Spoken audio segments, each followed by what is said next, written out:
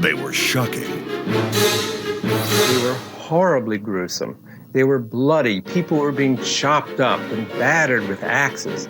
And I'm 9 or 10. I'd never seen anything like this. It was amazing. Horror comics were, to my little 7, 8-year-old self, they were my pornography. And this was the stuff that I knew I shouldn't be looking at, but, I couldn't give it up. They were sensational. They reached deeper and deeper into the springboard barrel.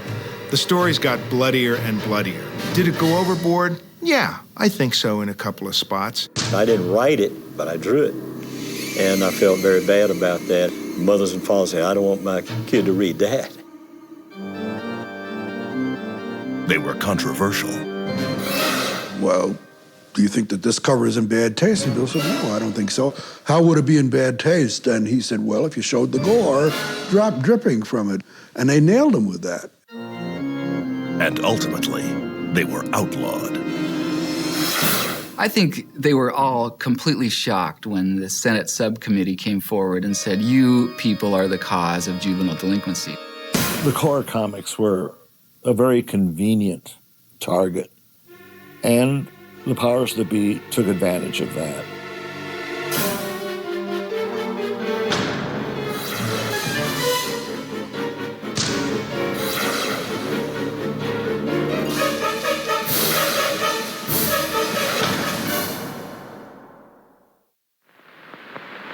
My name is William Gaines. On April 22nd, 1954, William M. Gaines, publisher of entertaining comics, testified before the U.S. Senate Subcommittee on Juvenile Delinquency. I was the first publisher in these United States to publish horror comics. I'm responsible. I started them. Some may not like them. That's a matter of personal taste. It would be just as difficult to explain the harmless thrill of a horror story to a Dr. Wortham as it would be to explain the sublimity of love to a frigid old maid. What are we afraid of? Are we afraid of our own children?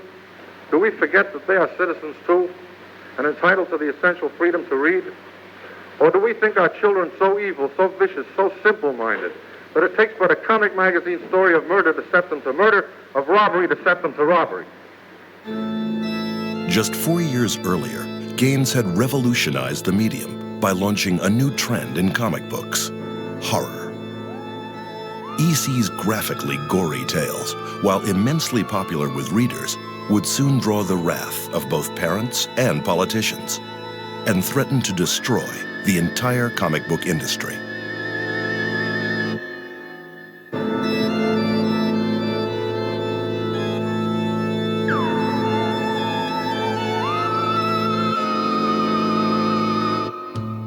It could be said that Bill Gaines had comics in his blood.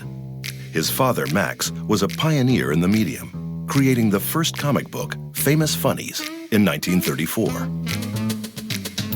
4 years later, Gaines joined ranks with Superman publisher Harry Donenfeld and launched a new line, All American Comics.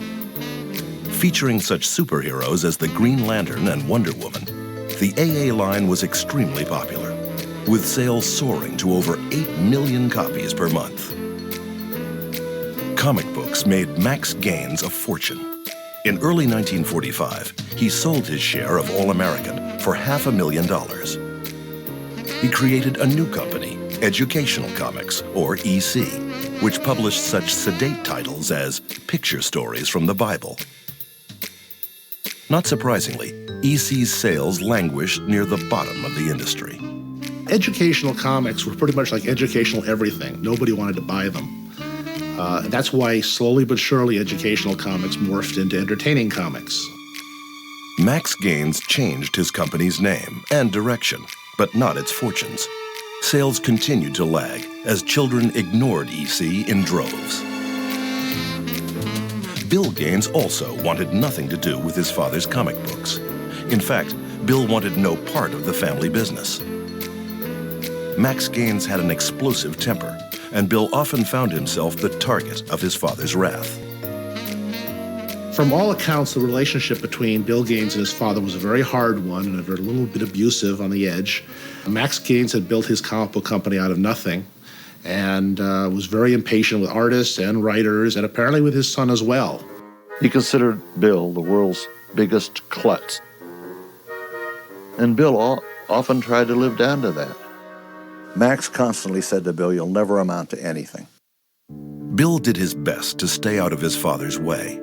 After a stint in the Army Air Corps, he enrolled at New York University to pursue his teaching credential. Then in 1947, tragedy struck. Max was killed in a boating accident near the family's summer home on Lake Placid. Prodded by his mother, Bill reluctantly took over the reins at EC. Bill was not enthusiastic about the idea. His father had been failing. The business owed already about $100,000. Things weren't looking good when he came in. And Bill said, "How do you expect me to do this? My father didn't do it, and he was a pretty smart financial guy." Gaines slowly learned the ropes and moved the comics more in line with his personal tastes.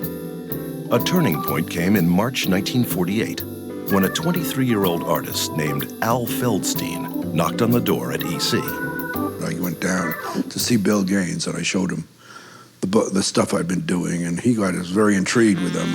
My girls, they call them headlight comics because I did kind of nubile girls with tight sweaters, a la Lana Turner movies. And so he gave me a contract to do a teenage book called Going Steady with Peggy. But before even one issue was published, the bottom fell out of the teenage craze.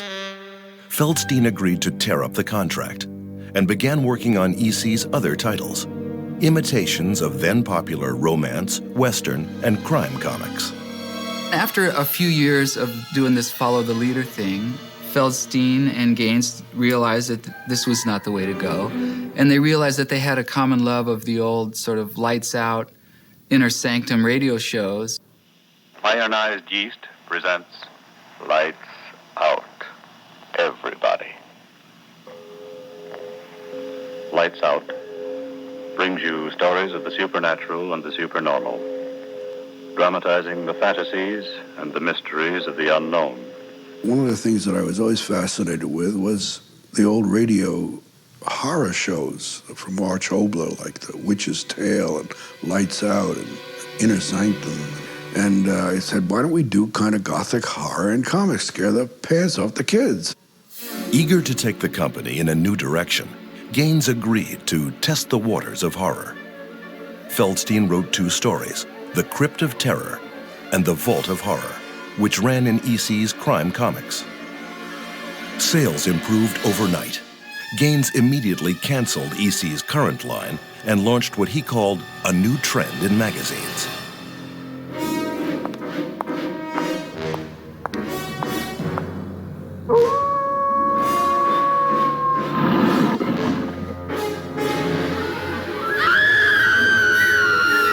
In January 1950, The Crypt of Terror and The Vault of Horror hit the newsstands.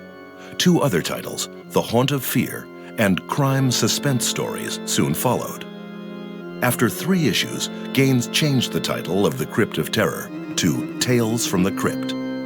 It would become EC's biggest seller.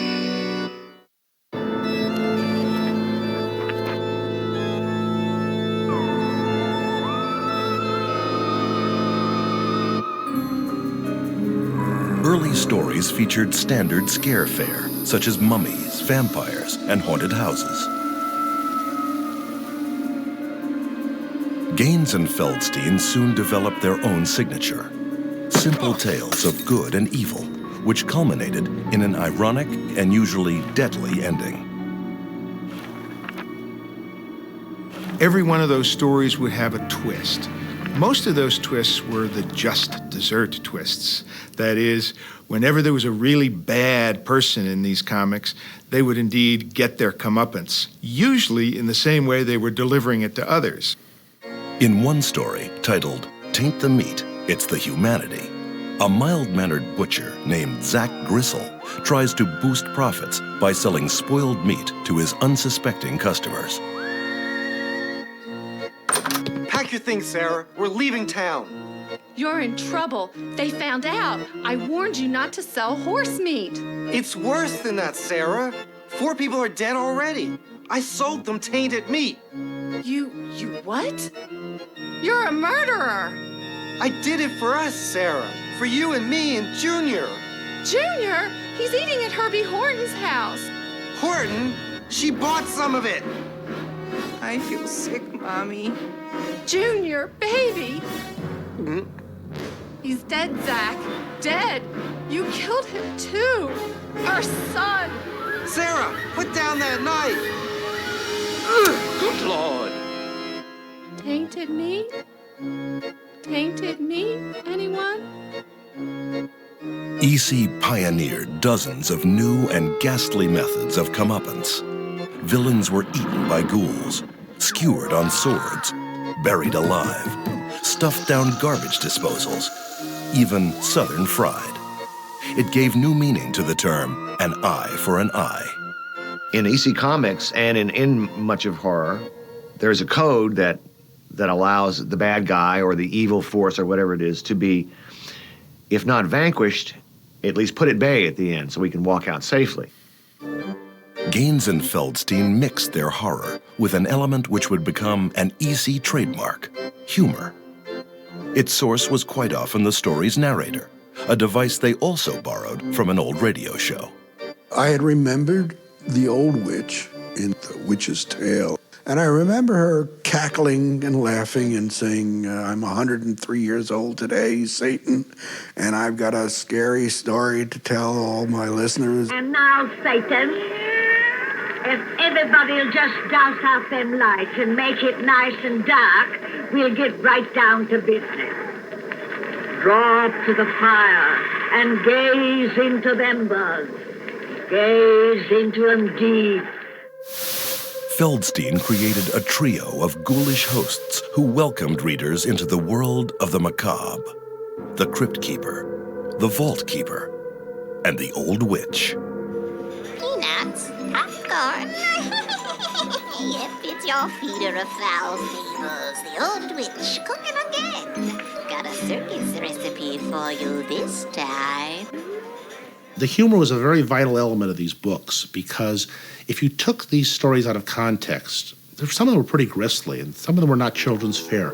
But by having them full of these bad horror puns and having the host come in and wisecrack about them, they kind of took the edge off the horror. By using the horror hosts, EC kept a perspective on what they were doing, and they reminded their readers that this was fiction and it was entertainment.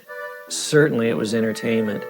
The Ghoul Lunatics kept the comic horror books comic. This mix of humor and horror had a tremendous influence on children's author R.L. Stine.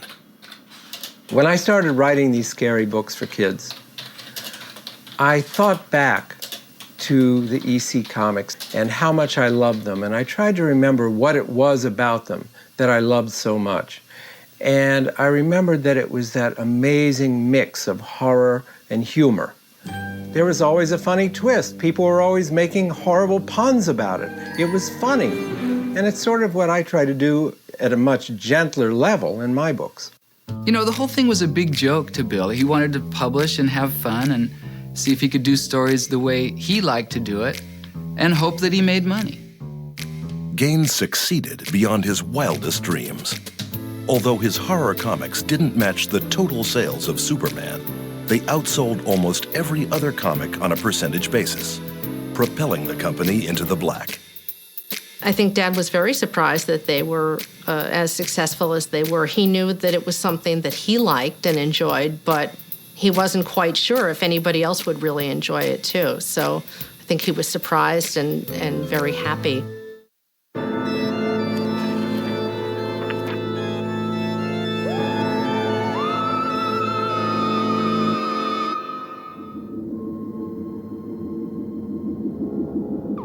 An avid reader of science fiction, Gaines followed the horror books with weird science and weird fantasy. Featuring futuristic tales of flying saucers and alien worlds, EC's science fiction books never attained the same level of popularity and success as the horror comics. Yet they are considered by many to be classics of the genre. Although neither man had formal training as a writer, Gaines and Feldstein shared the title of editor. Together, they plotted most of E.C.'s horror and science fiction stories. Gaines would come in with what he called springboards, and they were story ideas, which he got from reading other books, going to movies, and he would pitch them to Feldstein, and Feldstein would turn down the first one and the second one and the fifth one, and someplace around idea number 14, Feldstein would get interested and said, yeah, I can make that work. Feldstein would then write the story himself, laying it out directly onto the illustration board, which the artist would use to draw the panels. Each horror book had 4 stories, and it was up to Gaines and Feldstein to create one new tale every day.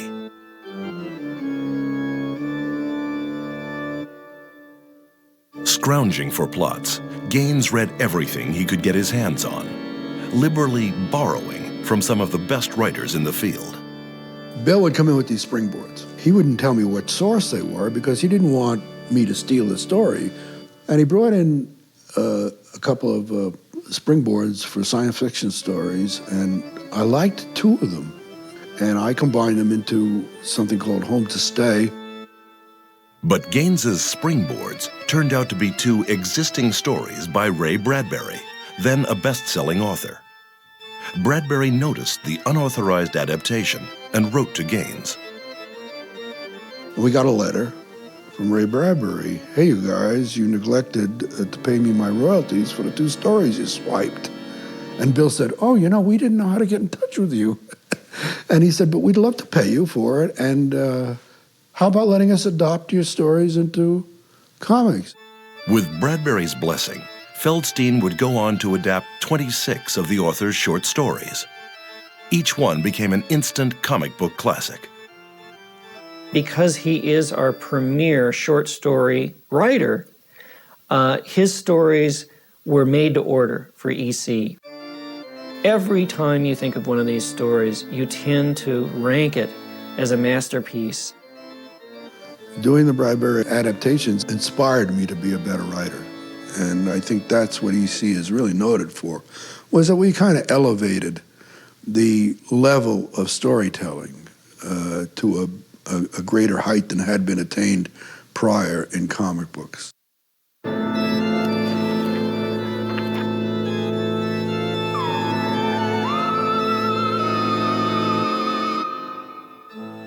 EC's stable of artists included some of the most talented men ever to work in the field. Gaines gave them top billing, allowing them to sign their pages, and even publishing their biographies inside the front cover. More importantly, he gave them creative freedom. Early on, I said to Bill, you know, most comic books have a kind of a sameness to them. I said, what we've got to do is encourage our artists to write in their own handwriting, not to imitate, but to each have their own style. The styles ran the gamut from squeaky clean to gothically grotesque. Into the latter category fell Graham Ingalls. A painter by training, Ingalls developed a special knack for horror, which earned him the nickname Ghastly. Graham Ingalls was the greatest guy at drawing walking dead, pieces of flesh falling from bodies. He had this way of getting a texture on the people he was drawing that no one else ever got with this rotten comic book reproduction. Somehow you just felt things oozing out of pores when he drew things. Graham Ingalls had this way of drawing people, and he made them look like melting wax. There was a feeling of decay about his drawings that was just so appealing in a very kind of under-the-skin way. I remember looking at his drawings when I was a kid and imagining I could smell it. At the opposite end of the terror spectrum was Jack Kamen. Jack Kamen was an illustrator, a very straight kind of illustrator, and he did very pretty girls. Everybody was nice and handsome. I called him the Father Knows Best artist. Kamen's style was best suited for EC's crime stories, which typically involved love triangles.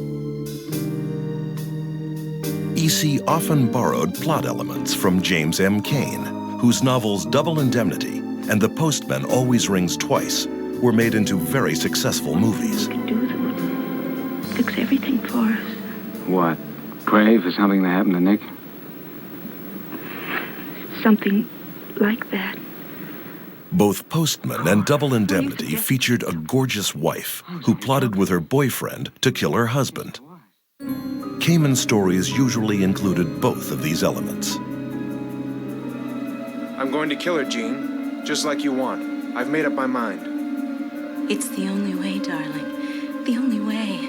I knew you'd finally see it. Of course, in EC's world, as in Kane's, the wife and boyfriend would usually get it themselves in the end.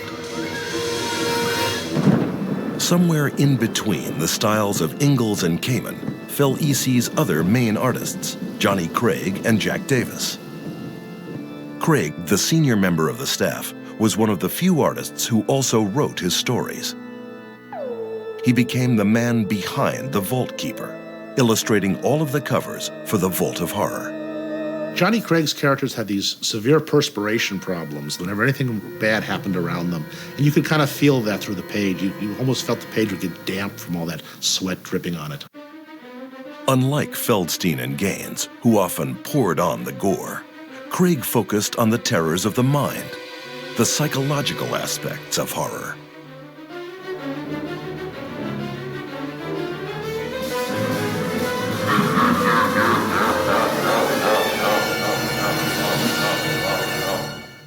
Considered EC's most popular artist, Jack Davis specialized in physical horror.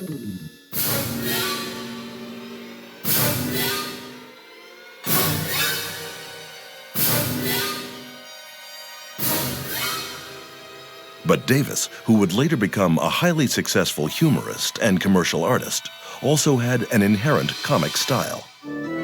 He imparted a light touch on even the most horrifying scene. I love to draw cartoons, and I'm not an illustrator. I think sometimes your illustrators draw just, the stark thing right there. But if I see something, I'll put a cartoon movement on it, an action movement that I would put on a cartoon and exaggerate maybe the hands and the feet and the expression, and really go at it. That guy just makes me laugh. Even when he's drawing a gross out, he just makes me laugh. There's just something about Jack Davis's stuff that really blows me away. Probably all of the artists who drew for EC did their best work of their careers during that short time that they were at EC. And that was no accident. That was because Bill found out what they liked to do, and they built the stories around that.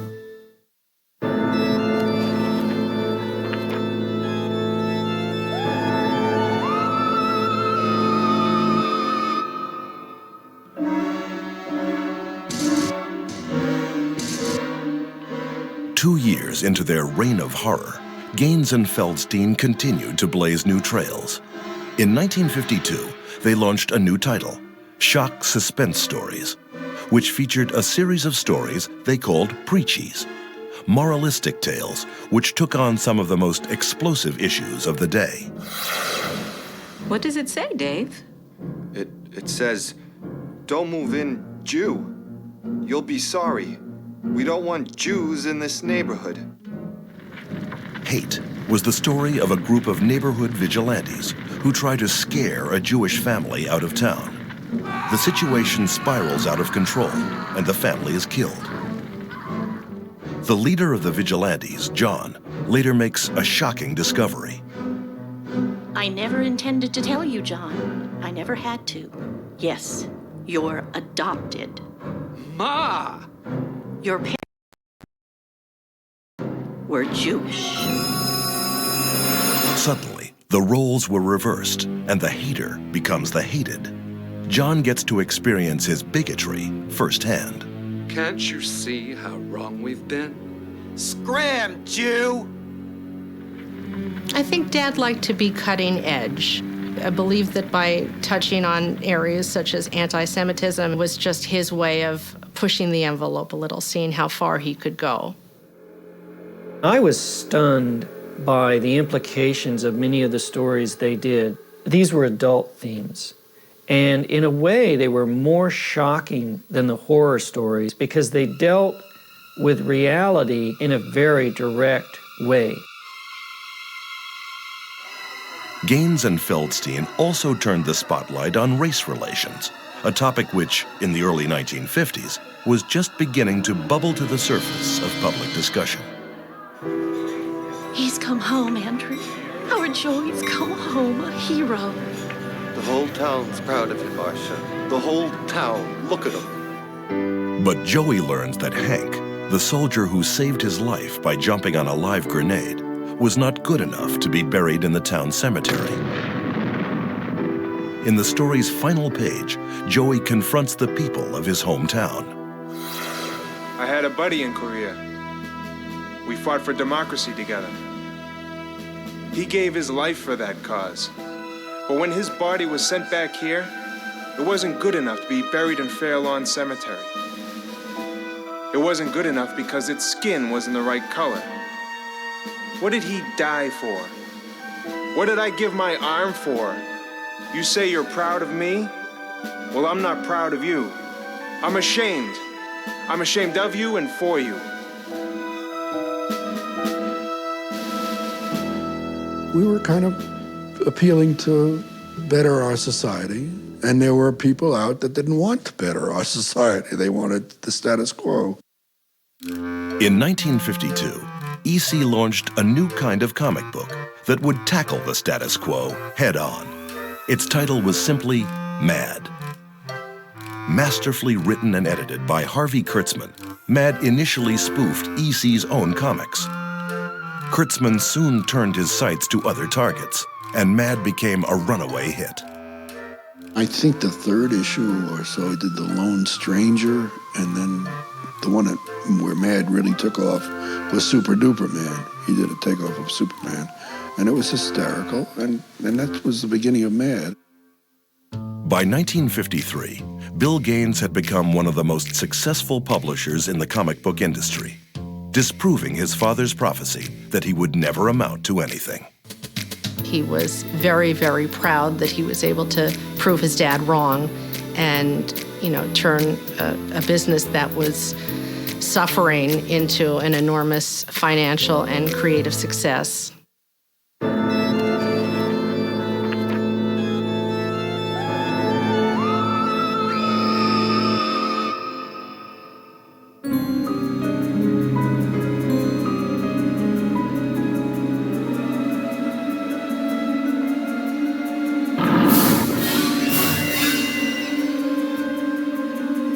EC's success did not go unnoticed by the other publishers, who soon flooded the newsstands with imitations.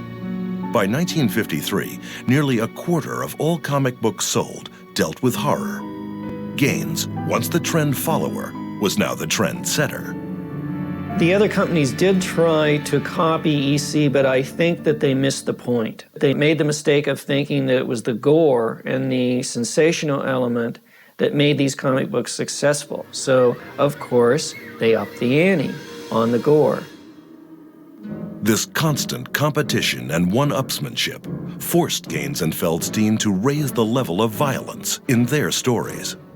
Frankly, as they reached deeper and deeper into the springboard barrel, the stories got bloodier and bloodier. Did it go overboard? Yeah, I think so in a couple of spots. One spot was Foul Play, the story of a baseball team which exacts grisly revenge against an opponent who has murdered one of their teammates.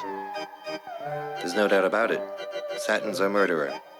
Traces of poison are still on his spikes. This is a job for the police. No, wait. Let's take care of him ourselves. Our way.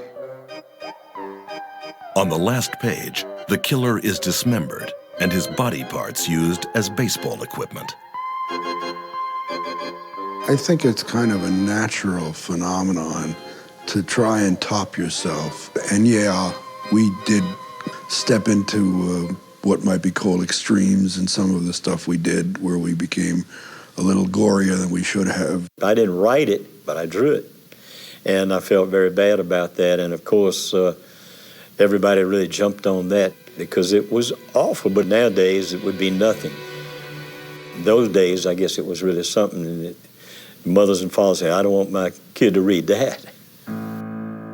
Stories like Foul Play encouraged critics to step up their attacks. The most vocal critic was Frederick Wortham, a New York psychiatrist who had worked with troubled teens. Wortham's attack on comic books began in 1948, when he called the medium pollution from which children had to be protected. In the spring of 1954, Wortham's book, Seduction of the Innocent, was published. Promoted as the most shocking book of the year, it was a scathing indictment of all comic books. Wortham, of course, as a psychiatrist, read everything into these comic books you possibly could. He talked about a homoerotic relationship between Batman and Robin. He talked about the lesbian tendencies of Wonder Woman. It was preposterous. Wortham saved his harshest attacks for horror and crime comics, which he alleged were a direct cause of juvenile delinquency. These claims touched off a firestorm of criticism against the comics industry. PTA and church groups organized boycotts. Others took even more drastic measures. There were comic book burnings that were, of course, reminiscent of the Nazi years. Nobody intended that precisely, but when you saw some of these ugly scenes of towns where they would get all the comic books together and just burn them up, it was quite frightening.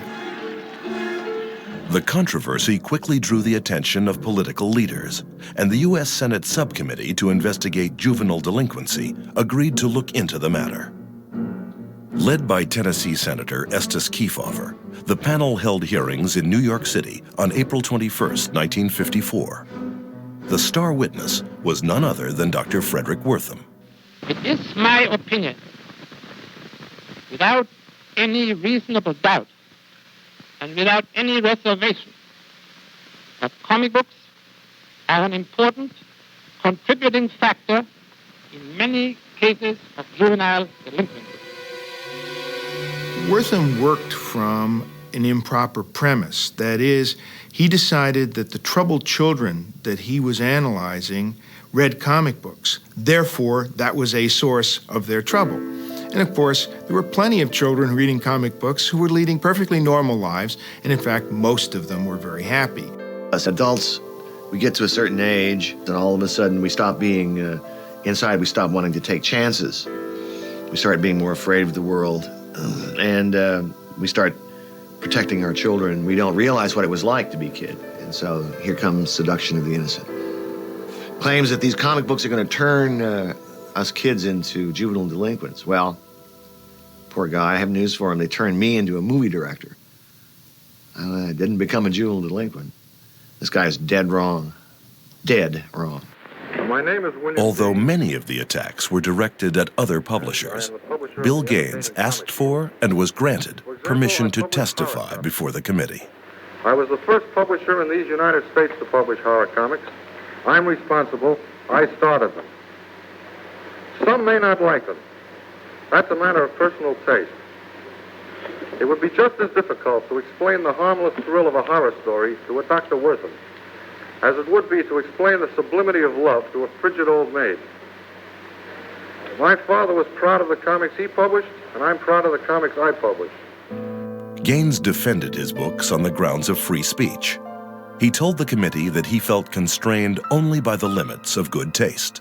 What happened was, of course, Bill was not astute enough or experienced enough to be able to parry some of the "when did you stop beating your wife" questions that came flying at him after his testimony. One of those questions concerned a recent issue of EC's crime suspense stories. Do you think that this cover is in bad taste? And Bill said, no, I don't think so. How would it be in bad taste? And he said, well, if you showed the gore dripping from it. And they nailed him with that. The exchange made front-page news and turned public opinion decisively against Gaines. Bill's mistake was, by volunteering to testify, he focused all the negativity on himself and EC Comics. So now the villain, the evil comic book publisher, now had a face and a name, and that name was William M. Gaines. The Senate hearings quickly turned up the heat on EC. Wholesalers began refusing to handle Gaines's comics. Bundles were returned to the office unopened. Attempting to rally the other comic book publishers, Gaines proposed an association to fight the growing witch hunt. So he called a meeting to say, let's fight this censorship as a group. And the other publishers had a wonderful idea about how to fight the censorship. Let's get rid of the violence, let's get rid of the horror, let's wipe out all of the stuff that EC does, and then we'll all be very happy. Gaines stormed out of the meeting, leaving the other publishers to form the Comics Magazine Association of America. The group immediately outlawed the use of the words crime, horror, terror, and weird, all of which had figured prominently in EC's biggest sellers. The publishers also established a code of ethics, which forbade all scenes of horror, excessive bloodshed, and gory or gruesome crimes. All comics which complied with the code would receive the association's seal of approval. Judge Charles Murphy, a New York City magistrate, was appointed the first code administrator, the comics czar. Ostracized by the other publishers, and with no wholesalers willing to handle his comics, Gaines was forced to surrender. On September 14, 1954, he announced that he was discontinuing his line of horror and crime comics.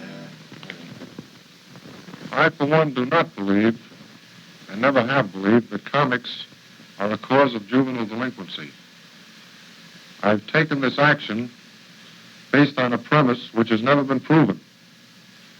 However, I feel that the public must be served.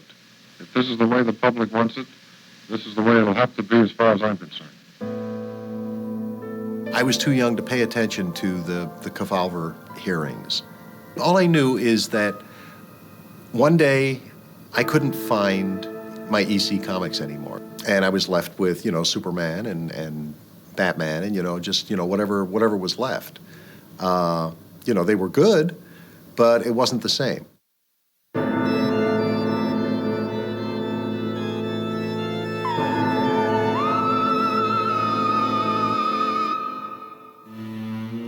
The new Comics Code put a dozen publishers out of business overnight. Gaines, however, was not ready to throw in the towel. Instead, he and Feldstein created a new, clean line of comics, which they called, appropriately, their New Direction.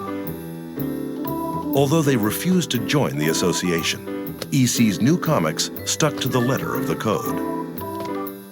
Gaines tried putting out comics without the Comics Code symbol, and he didn't get onto newsstands. The books would be printed, they'd be shipped out to wholesalers. The wholesalers would just take them and ship them right back for credit. And Gaines was suddenly now unable to get his comics to the customers. Gaines had no choice but to swallow his pride and join the association. He had a difficult time, however, winning approval for any of his stories. Initially, when the Comics Code was started, its mission was to prove it was necessary. So they started ripping stories apart, deleting things which, in hindsight, seem ridiculous. Most censorship drives seem ridiculous in hindsight, but these seemed especially ridiculous even at the time. I think that his mission was to put us out of business, or at least make it so impossible for us to publish that Bill would quit. Gaines quickly became frustrated with the code's censorship. This is what our forefathers came to America to escape, he told his distributors. Dad was a very good Indian chief, but he wasn't a good squaw. He didn't follow really well. And to be in a position where he had to present his material and have someone else decide whether it was appropriate or not was very difficult for him. After a year of working under the code's censors, EC finally had it out with Judge Murphy. We had a science fiction story about mutants that he completely refused to let us run. And so I brought a replacement story. The replacement story was called Judgment Day and had run 3 years earlier in Weird Fantasy. The story was one of Gaines and Feldstein's Preachies, an allegory about racial tolerance. In it, a space investigator visits a planet inhabited by orange and blue robots to determine if they were advanced enough to join the Galactic Empire. You differentiate between blue robots and orange robots? Of course. Otherwise there'd be trouble. Have to keep them in their place, After determining that prejudice existed among the robots based on the color of their armor, the investigator concluded they were not yet ready to join the Empire. Upon returning to his spaceship, the investigator removed his helmet, revealing African-American features. Well, Judge Murphy said, no, you can't have that. I said, you can't have what? He said, you can't have a black man. I said, that's the point of the whole story. He says, you can't have a black man. I said, where in the code does it say I can't have a black man? Can't have a black man. He wouldn't let it go. Feldstein returned to the EC offices and informed Gaines of Murphy's edict. And Bill called up Judge Murphy and he said, what's going on? And Judge Murphy said, you can't have a black man. I said, and Bill said, I'm calling a press conference and I'm going to make a big stink about the bigotry of the code. And he said, all right, he can be a black man, but you got to take the perspiration off his skin. Bill said the four-letter word, you, and hung up on him and ran the story, and I think that was the end of our science fiction comic book. Gaines had had enough. Judgment Day became the last story in the last comic book that EC ever published. The whole thing kind of crashed and burned. It slowly wound down. Unfortunately for Bill, he had an ace in the hole with Mad magazine. Although Mad had started slowly when it was launched in 1952, 3 years later, it was selling like hotcakes. In the summer of 1955, editor Harvey Kurtzman convinced Gaines to change the 10-cent comic book into a 25-cent black and white magazine. 1 year later, after a falling out over ownership of the magazine, Gaines fired Kurtzman and replaced him with Al Feldstein. Mad didn't miss a beat. Over the next 25 years, it became one of the most popular and successful magazines in America.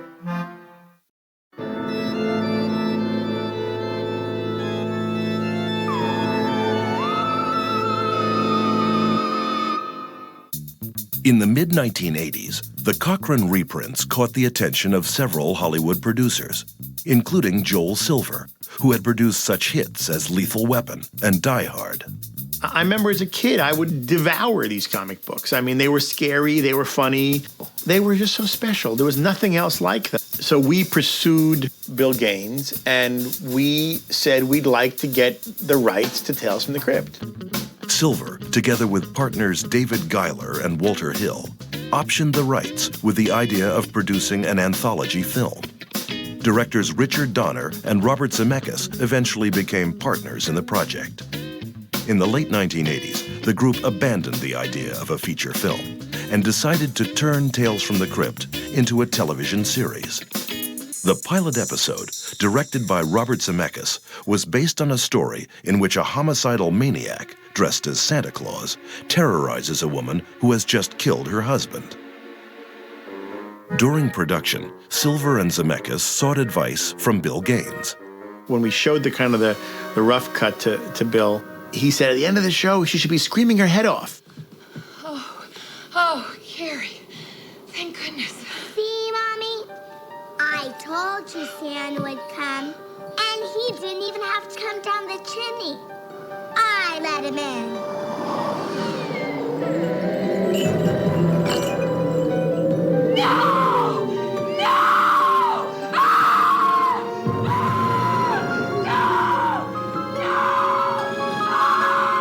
Naughty or nice?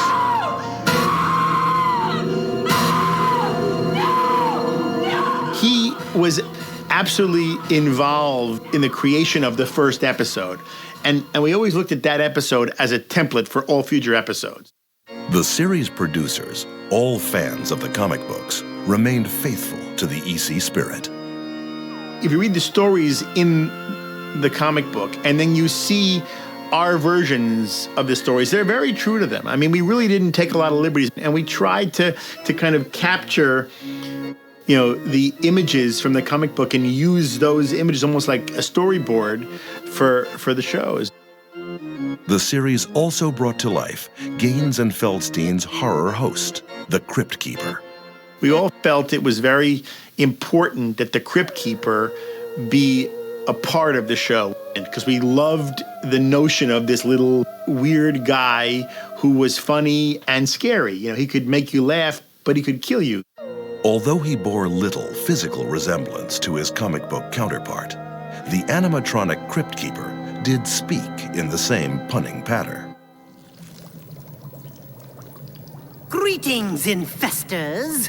I'll be with you in a moment. I was just putting these gross profits away for safekeeping. You see, boils and ghouls, at Crypt Keeper Financial, we can help you get morgue for your money. Whether it's mutual fiends you want, or cold, horrid cash, we can guarantee you'll coroner the market. The key to the Crypt Keeper is that he's comedy relief. He sometimes can get a little ghoulish, but never really over the top. He's there to ease the pain of being scared, perhaps. Jack Wall is the president of Tales from the Crypt Productions and is the marketing mastermind behind the flood of Crypt Keeper merchandise. But I said there's no reason in the world that the Crypt Keeper can't be, for Halloween, what Santa Claus is for Christmas. That was a tall order. We're gaining on it. He is slowly but surely becoming what I like to call the world's undisputed icon of ghoul horror and spooktacular fun.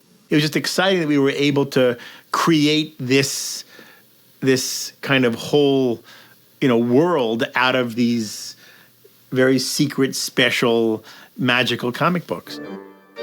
Once banished by parents and politicians, Tales from the Crypt and the other EC horror comics of the 1950s have taken on the air of legitimacy and earned their rightful place as a piece of treasured Americana.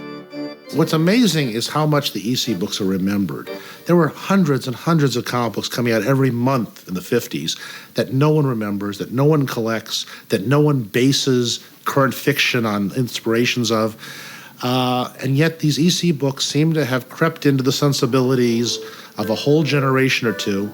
They were so smart and they were so interesting, and the art was so great and it was so well done, and they really were so pure in what they were. These EC horror comics are classic. They're classic horror stories. They're still wonderful today.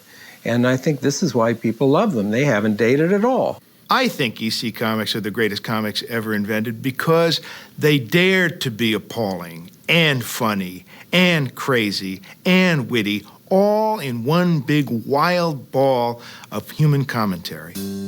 Al Feldstein is considered to be one of the most talented writers and editors ever to work in comic books.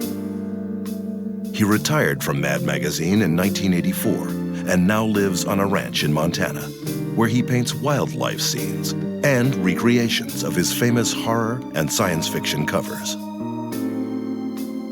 I consider myself a very fortunate human being in having had a career that I loved, that I enjoyed doing, and fortunate that I had the opportunities presented to me by Bill in his open, creative publishing.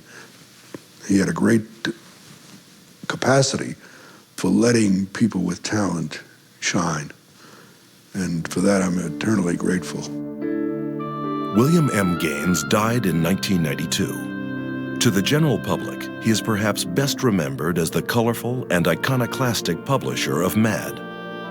But to fans around the world, he is considered the heart and soul of the company that forever changed the face of comic books. Bill Gaines just didn't give a damn. He liked his comics the way they did them, and if you wanted to go along for the ride, great. And if you didn't, screw it.